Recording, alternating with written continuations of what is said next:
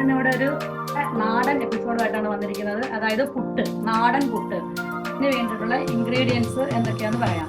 ഏകദേശം അരമുറി തേങ്ങ ഉണ്ട് ഇവിടെ. അരമുറി എന്ന് പറയുമ്പോൾ ഒരു 100-150 ഗ്രാം തേങ്ങ ഉണ്ട്. പിന്നെ പുട്ടുപൊടി, പാക്കറ്റ് പുട്ടുപൊടിയാണ് എടുത്തിരിക്കുന്നത്. പുട്ടുപൊടി റെഡിയാക്കാൻ വേണ്ടിയിട്ട് 2 കപ്പ് വെള്ളം ഞാനിവിടെ ഒന്ന് നല്ലപോലെ ചൂടാക്കുന്നുണ്ട്. ഇത്തിരി കൂടി ഇരുന്നോട്ടെ, കുഴപ്പമില്ല. അവിടെ ഇരുന്ന് നല്ലപോലെ ചൂടാകുന്ന സമയം നമുക്ക് ഈ പുട്ടുപൊടി ഒരു ബൗളിലേക്ക്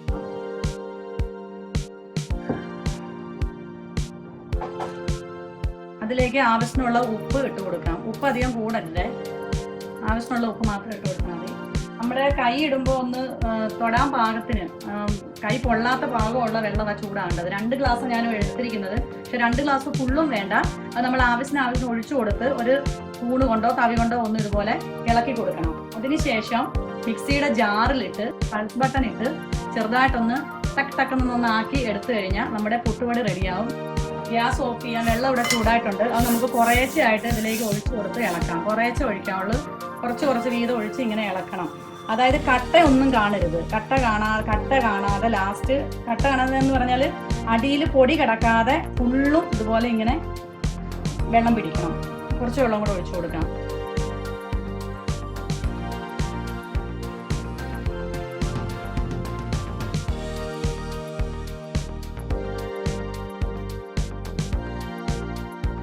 നമുക്കിങ്ങനെ നോക്കിക്കഴിഞ്ഞാൽ, ഇങ്ങനെ തട്ടി നോക്കിക്കഴിഞ്ഞാൽ അറിയാം അടിയിലോട്ട് പൊടി ഇങ്ങനെ കിടക്കുന്നുണ്ടെങ്കിൽ കുറച്ചുകൂടെ വെള്ളം നമുക്ക് ഒഴിച്ചു കൊടുക്കാം.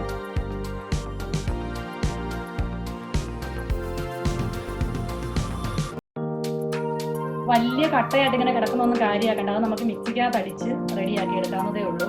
നമ്മുടെ പുട്ടുപൊടി ഇവിടെ റെഡി ആയിട്ടുണ്ട്. നമുക്കിനി ഈ പൊടി മിക്സിയുടെ ജാറിലേക്ക് ഇട്ട് ഒന്ന് കുറേശ്ശെ ഇട്ടാൽ മതി. ഒരുപാട് ഇടരുത്.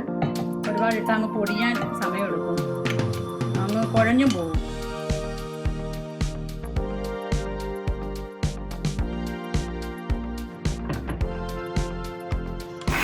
ചെറുതായിട്ടൊന്നിങ്ങനെ ഒരു 3-4 ഒന്ന് ആക്കിയാൽ മതി. ഇതിവിടെ റെഡി ആയിട്ടുണ്ട്. നല്ല സോഫ്റ്റ് ആയിട്ട് നമുക്ക് നല്ല പൊടിഞ്ഞൊരു കട്ടയും ഇല്ലാതെ, നമ്മളൊന്നും ഇങ്ങനെ പാടുപെട്ട് ഇങ്ങനെ കുഴച്ച് കട്ട ഉടയ്ക്കേണ്ട കാര്യമില്ല. മിക്സിയിലിട്ട് ഇങ്ങനെ ഒന്ന് ജസ്റ്റ് ഒന്ന് കറക്കി എടുത്താൽ നല്ല പൊലാന്ന് കിടക്കും. നല്ല സോഫ്റ്റ് ആയിട്ടും ഇരിക്കും. അത് നമുക്ക് ഒരു പ്ലേറ്റിലോട്ട് മാറ്റാം.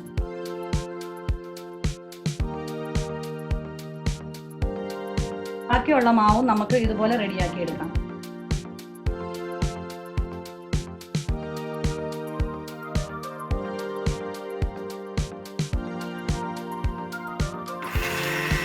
ഇതിവിടെ റെഡി ആയിട്ടുണ്ട്.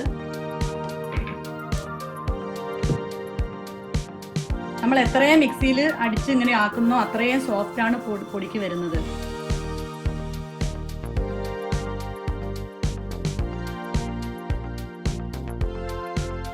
തേങ്ങ ഇതിലേക്കൊന്ന് ഇട്ട് കൊടുക്കുമ്പോൾ നല്ല ടേസ്റ്റാണ്. കുറച്ച് മതി, ബാക്കി നമുക്ക് പുട്ട് നനയ്ക്കാൻ വേണ്ടിയിട്ട് എടുക്കാം.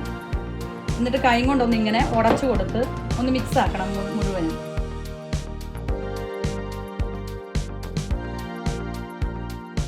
നമ്മുടെ മാവ് ഇവിടെ റെഡി ആയിട്ടുണ്ട്. ഞാൻ പറഞ്ഞ പോലെ കുറച്ച് തേങ്ങ അതിലേക്ക് ഞാൻ ചേർത്ത് മാവ് മിക്സിയിലാക്കി റെഡിയാക്കി ഇവിടെ വെച്ചിട്ടുണ്ട്. ഇത് നമുക്കിനി പുട്ടൂറ്റി ഉണ്ടെന്ന കുടവും കുത്തിയുമാണ്. ഇതിലേക്ക് നമുക്ക് ഇനി ഇത് ആവിയിൽ ആക്കി വേവിച്ചെടുക്കാം. ഒഴിക്കാതെ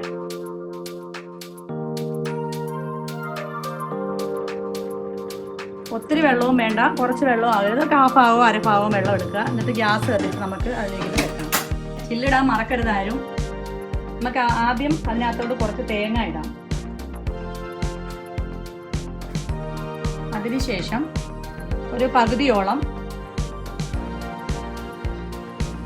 മാവ് ഇട്ട് വീണ്ടും കുറച്ച് തേങ്ങയും കൂടെ നടുക്ക് ഇടയ്ക്കായിട്ട് വെക്കുക. അത് കഴിഞ്ഞ് വീണ്ടും പുട്ടുപൊടി ഇടുക.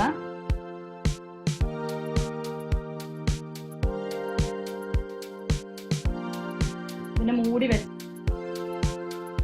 വെച്ചതിന് ശേഷം നമുക്കിത് അടുപ്പിലോട്ട് വെക്കാം. പുട്ടിവിടെ ഞാൻ വെച്ചിട്ടുണ്ട്. മാവ് നമ്മൾ ആദ്യമേ തിളച്ച വെള്ളം, ഒരുമാതിരി നല്ല ചൂട് വെള്ളം ഒഴിച്ചത് കൊണ്ട് മാവ് നല്ല സോഫ്റ്റുമാണ്, നല്ലപോലെ വെന്തിട്ടുമുണ്ട്. അതുകൊണ്ട് നമുക്ക് ഒരുപാട് നേരം വെക്കണ്ട. വെള്ളം ഒന്ന് തിളച്ച് 3 ഹോളിൽ കൂടെ ആവി വരും. ആവി വന്നതിന് ശേഷം ഒരു 2-3 മിനിറ്റ് കഴിഞ്ഞ് നമുക്കിത് പാത്രത്തിലോട്ട് മാറ്റാം. ആവി വന്ന് റെഡി ആയിട്ടുണ്ട്. നമുക്കിത് മാറ്റി വെക്കാം. മാറ്റിയ ശേഷം നമുക്കിതിലേക്ക് കുത്തിയെടുക്കാം.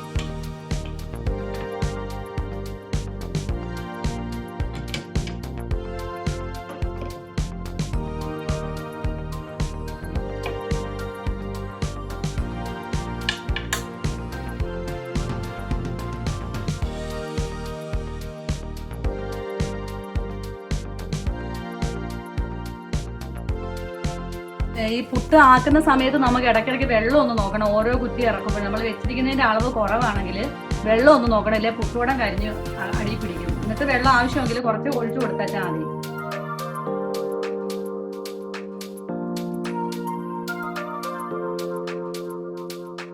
നമ്മുടെ പുട്ട് ഇവിടെ റെഡി ആയിട്ടുണ്ട്. നിങ്ങൾ ആദ്യമായിട്ട് എല്ലാവരും ഇത് ചെയ്ത് നോക്കണം. ചെയ്ത് നോക്കുമ്പോഴേ അതിൻ്റെ ആ ടേസ്റ്റും അതിൻ്റെ ആ ഇതും അറിയാൻ പറ്റുള്ളൂ. ഇതിപ്പോൾ നമ്മൾ സാധാരണ പച്ചവെള്ളത്തിൽ കുഴച്ച് കഴിഞ്ഞ് വൈകുന്നേരം ആണെങ്കിലും നമുക്ക് തൊടുമ്പോൾ കല്ല് പോലെ ഇരിക്കും. ഇതിപ്പം ഒരു വൈകുന്നേരമൊക്കെ ആകുമ്പോൾ തൊട്ട് നോക്കുമ്പോൾ അതേപോലെ അതേ സോഫ്റ്റ്നെസ് തന്നെ ഉണ്ടാകും.